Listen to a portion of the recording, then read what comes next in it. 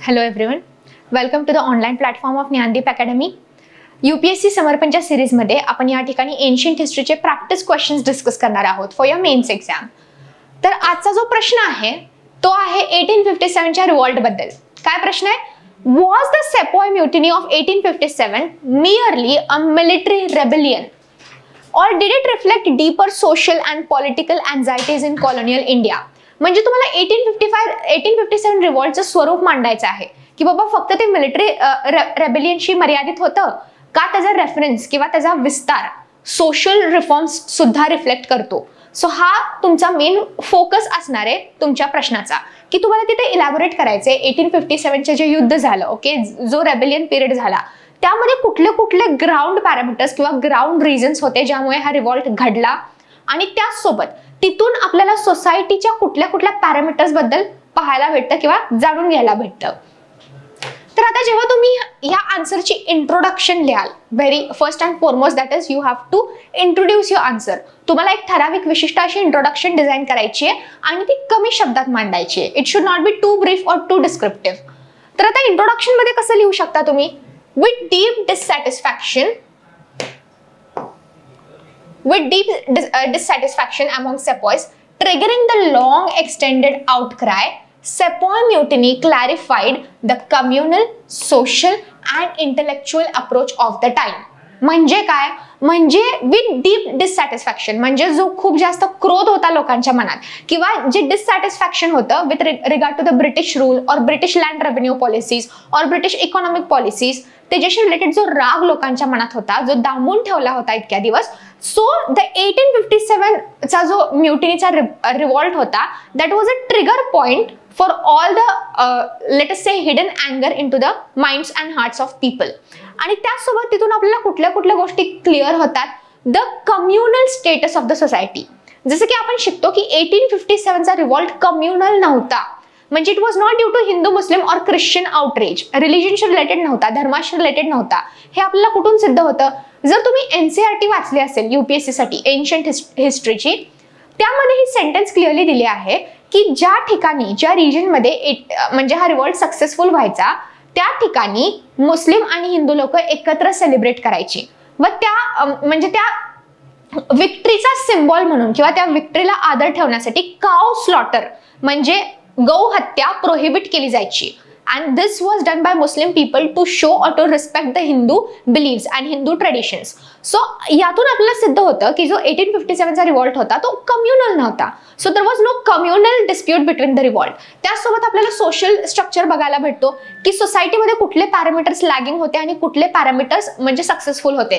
जसं की रिव्हॉल्ट झाल्यानंतर आपल्याला बघायला भेटलं किंवा एनसीईआरटी रेफर करतात की रिव्हॉल्ट सक्सेसफुल झाल्यानंतर लोकांना आयडिया नसायची की पुढे काय करायचंय.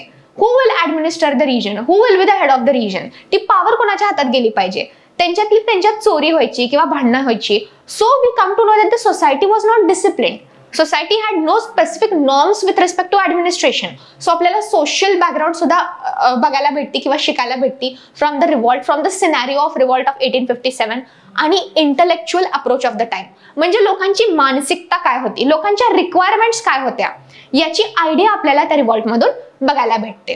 So this is your introduction in 3 lines which is giving you the core of 1857 रिव्हॉल्ट. प्रत्येक डायमेन्शन मध्ये म्हणजे social dimension, economic dimension, intellectual dimension, सगळ्या गोष्टींची आयडिया तुम्हाला या इंट्रोडक्शन मधून भेटते अगदी 3 लाईन मध्ये. त्यानंतर जेव्हा तुम्ही मेन बॉडी मांडाल आन्सरची, उत्तराची, त्यात मेन फॅक्च्युअल पॉइंट्स आले पाहिजे की बाबा हे रिझन्स होते ज्यामुळे 1857 रिव्हॉल्ट घडला आणि त्यातून आपल्याला सोशल आणि बाकीचे डायस्पोरा कसे बघायला भेटतात किंवा ते कसे क्लिअर होतात. तर त्यात पहिला मुद्दा तुम्ही मांडू शकता, very factual and very important, about doctrine of lapse and subsidiary alliance. जी सबसिडरी अलायन्स मेथड होती ज्यामध्ये पूर्ण मिलिटरी म्हणजे पूर्ण आर्मी त्या इंडियन किंगची अबॉलिश व्हायची in exchange of protection from the British. So या ज्या सगळ्या सिस्टम्स निघाल्या डॉक्ट्रिन ऑफ लॅप्स की जे ख्रिश्चन धर्म स्वीकारतील फक्त त्यांनाच अँसेस्ट्रल प्रॉपर्टीची पॉवर किंवा राईट्स रिटर्न होतील, बाकीच्यांची प्रॉपर्टी ब्रिटिश हडपेल. So all this things what they did was it led to loss of power and privileges for Indian rulers and the nobilities, that is राजा रईस जी लोक होती त्यांच्या पॉवर्स आणि त्यांचं साम्राज्य जायला लागलं. So It fueled their discontent. This increased the dissatisfaction among the people and the rulers of the time.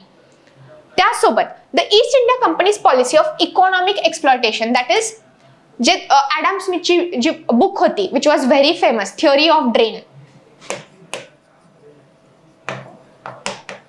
or Drain of Wealth.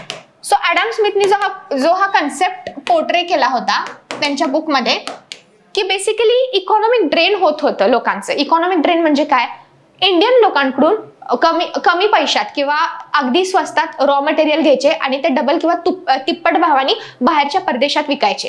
ठीक आहे. So all this economic exploitation of the people created discontent among the people and paved the way for the 1857 revolt. So East India Company's policy of economic exploitation, such as the drain of resources and wealth from India to Britain, led to widespread economic discontent. So there was growing economic discontent among the masses, among the people. त्यासोबत the Indian sepoys, that is soldiers and civilians, harbored concerns about the imposition of Christian values. Now, whenever we talk about the sensitive topic of religion, and when we are specifically talking about India, जेव्हा जेव्हा आपण बघितलं जे पोर्तुगीज आले इंडियामध्ये ते टिकले, पण ज्याच काळी पोर्तुगीजांनी ख्रिश्चनिटी स्प्रेड करण्याचा कल धरला किंवा त्याच्यावर एम्फसिस केलं, दे वर thrown out by the emperors of that time. So आपण वेळोवेळी हे पाहिलं आहे की Wien the religious aspect of the people in the Hindu or let us say Indian society was attacked, it led to a wide outrage. So त्यांना असं वाटू लागलं होतं की जे सती बॅन ऍक्ट आलं, ज्या रूढी परंपरा चालत होत्या त्या ख्रिश्चन किंवा ब्रिटिश लोकांनी अबॉलिश केल्या किंवा थांबवल्या. So that led to a mindset or intellectual thinking among the people that the Britishers are trying to spread their tradition and their culture. They are interfering or invading in the way of Hindu norms and traditions. So तो पण एक रागाचा मुद्दा होता ज्याने खूप जास्त outreach create झाला होता लोकांमध्ये. Okay. So all this things you can mention in the main body. तर आता going back to the question is demanding how did it reflect deeper social and political anxieties. So along with the reasons you have also explained in the body of the answer की त्यांनी social आणि political अँझायटीज कशा reflect झाल्या. Social म्हणजे traditions related आणि political म्हणजेच काय की there was no specific administration after the victory or after certain region was victorious in the revolt. So त्या गोष्टी तुम्ही मांडल्या उत्तरात.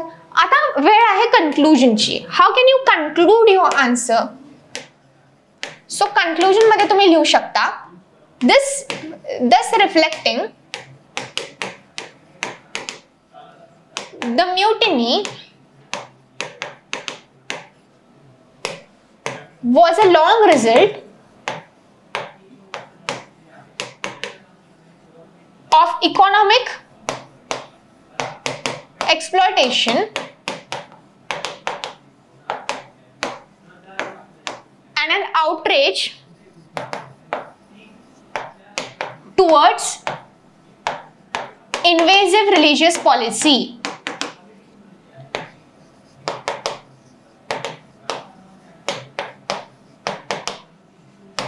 इकॉनॉमिक एक्सप्लॉयटेशन वरून तुम्ही क्लिअर करताय की इकॉनॉमिक पॅरामीटर्स रिस्पॉन्सिबल होते. त्यासोबत तुम्ही लास्टला हे सुद्धा सांगताय की it was outreach towards invasive कोणाची इन्व्हेजिव्ह पॉलिसी, ब्रिटिशर्सची invasive policy. People thought that Britishers are trying to invade their religion and culture. So they created or it gave way to the revolt of 1857.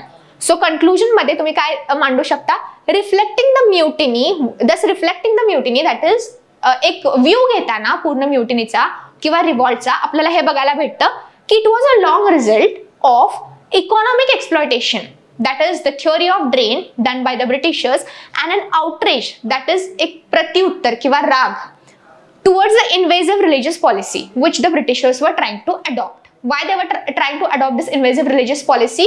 कारण त्यांना Christianity spread करायची होती. They wanted to propagate their religion. That was the whole source. That was also the reason for the policy of doctrine of lapse to spread Christianity in India. Okay? So अशा प्रकारे तुम्ही तुमचं उत्तर conclude करू शकता. Thank you.